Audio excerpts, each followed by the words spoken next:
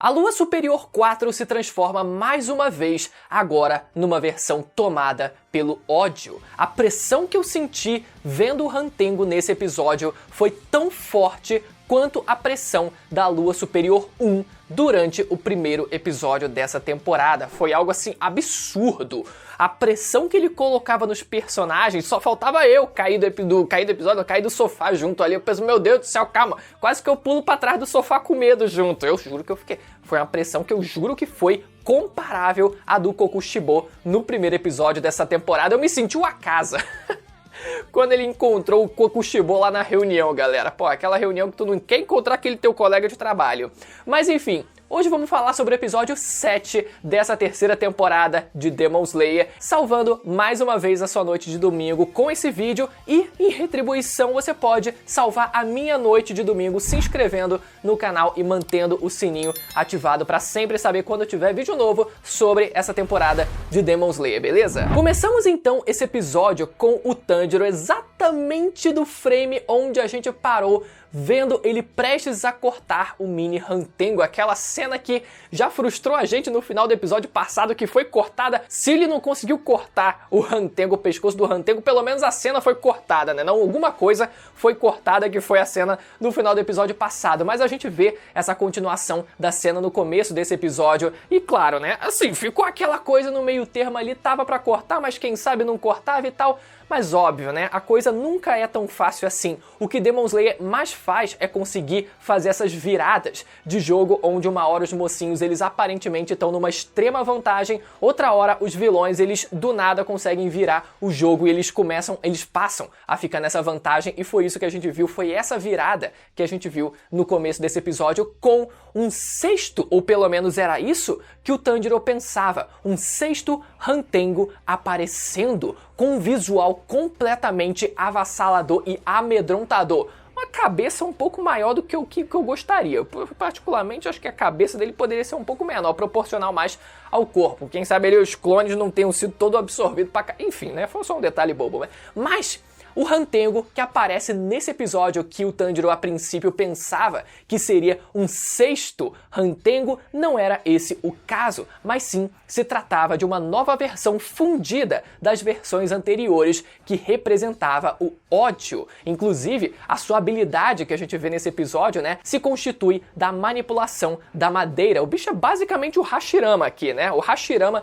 de Demon Slayer, afinal o cara é poderoso. Inclusive aquelas espécies de dragões que ele usa manipulando a madeira de forma bem maneira, né, já que eu errei a palavra aqui. A gente vê inclusive essa animação sendo exibida na abertura, por exemplo, né, em alguns momentos. Então a gente vê de quem essa habilidade pertencia nesse episódio, e não só isso, não só a gente ter visto essa manipulação da madeira, a gente vê também o visual dele, cara, com a aparência completamente divina ali, né, inclusive com aqueles tambores ali flutuando, presos através de um arco, mas flutuando sem ter contato nenhum com as suas costas, que representa, né, o deus do raio, Raijin, na mitologia japonesa, que, bom, foi mais pelo visual, já que ele não parece ter mais a habilidade de raio que pelo menos um deles tinha, né? Inclusive, cada um desses tambores tem um kanji, mas que todos eles são exatamente a mesma coisa, né? Cada um deles é escrito igual e representa a palavra ódio. Então o bicho é rodeado de ódio, ódio, ódio, ódio pra todo canto. E a animação não tem o que falar, galera. Não só a animação da pressão que ele coloca ali, porra, coitado do Tanjiro, que já não tava nem mal conseguindo se manter em pé.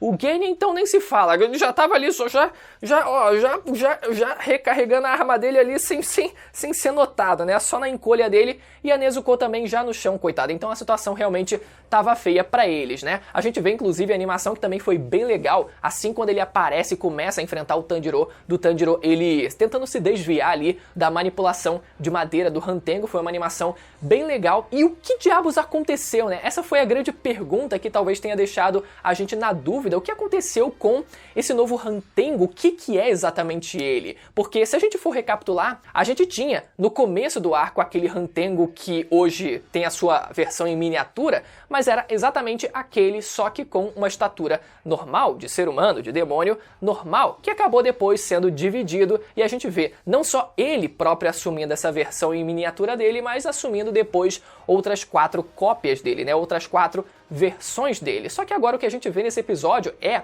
a personalidade da raiva do Hantengo absorvendo os outros 3 de forma não consensual. E esse é um detalhe interessante porque pode muito bem ser essa a explicação e a justificativa para que, depois dele ter absorvido os outros 3, a emoção deles não terem se fundido de forma equilibrada, a raiva tendo prevalecido e se transformando em ódio, uma versão ainda mais poderosa do que era a versão da raiva. E o mais engraçado foi, logo antes, na verdade, do intervalo do episódio, o Hantengo, nessa versão do ódio dele, né, agora, querendo se vitimizar pra cima do Tanjiro, falando, porra, você querendo cortar ali, né? Eu vi essa cena, eu tava passando aqui e vi essa cena completamente horrível, completamente injusta. Você querendo cortar a cabeça de uma criatura tão minúscula, tão inofensiva quanto aquela e protege lá em volta de um monte de madeira.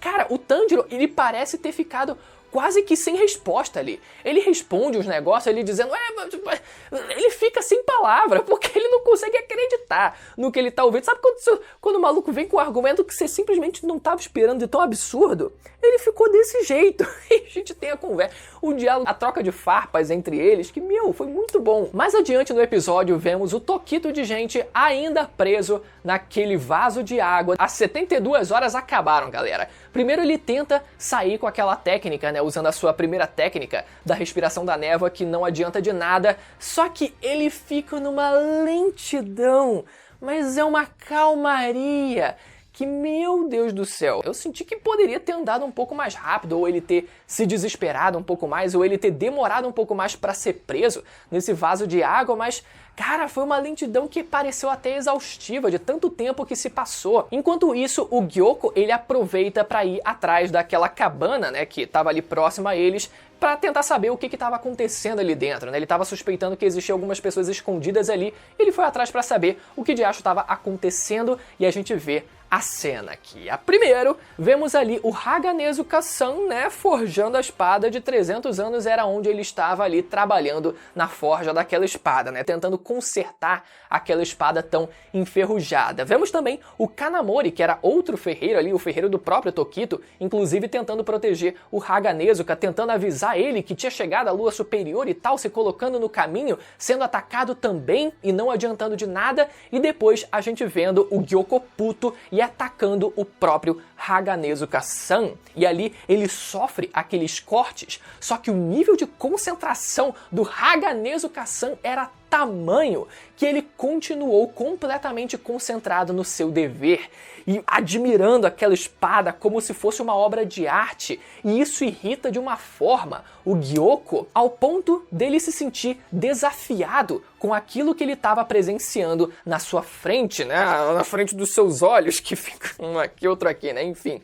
Mas, cara, não era, assim como o próprio Gyoko ele cita no episódio, ele poderia ter eliminado o Haganezuka-san a qualquer momento, mas aquilo não era tão simples assim na visão dele. Ele enxergava aquela cena como um artista esculpindo uma obra de arte, e ele, como artista, se sentiu ofendido e se sentiu desafiado, e por isso que ele, cara, eu não posso simplesmente eliminar ele porque isso seria muito fácil. Eu quero quebrar o nível de concentração desse artista que eu nunca sequer tive a capacidade de exercer.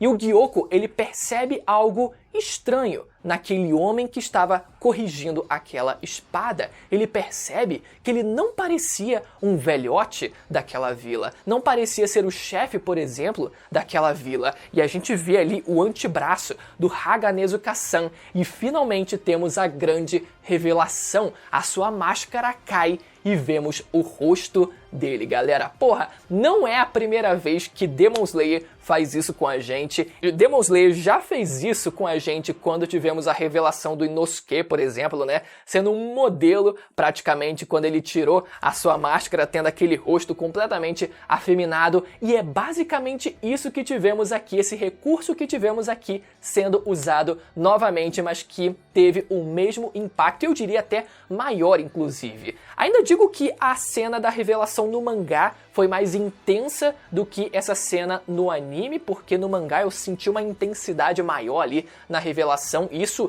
mesmo desconsiderando que eu não sabia, né, e aqui eu já sabia que viria, o que estava por vir, mas ainda assim eu sinto que a cena no mangá foi bem melhor, foi bem mais impactante, mas ainda assim a revelação foi feita, galera. O homem, na verdade, era um bombado, sarado, modelo, masculinizado e lindo demais e perfeito. O homem era tudo. Um tremendo de um gostoso.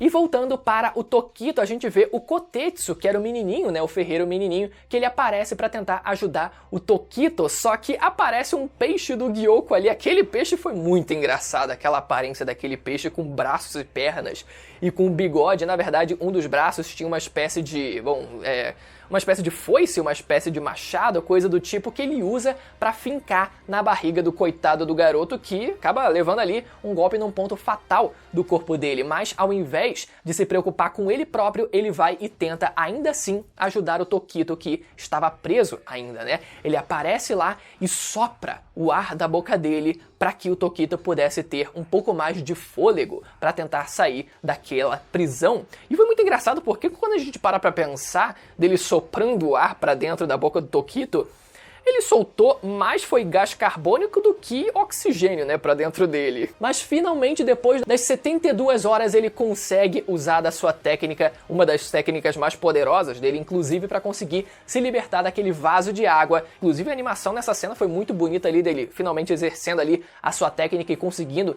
se libertar, né? E aí o episódio termina dessa forma, com ele finalmente sendo liberto, galera. Espero que vocês tenham gostado desse vídeo. Se você ficou até o final, lembra mais uma vez, confere a sua inscrição no canal e ativa o sininho para sempre saber quando tiver vídeo novo, dos próximos reviews, dos próximos episódios. E você pode conferir os últimos vídeos que foram lançados aqui no canal, que vão aparecer na tela agora para você poder ir lá assistir, beleza? Até a próxima, tchau!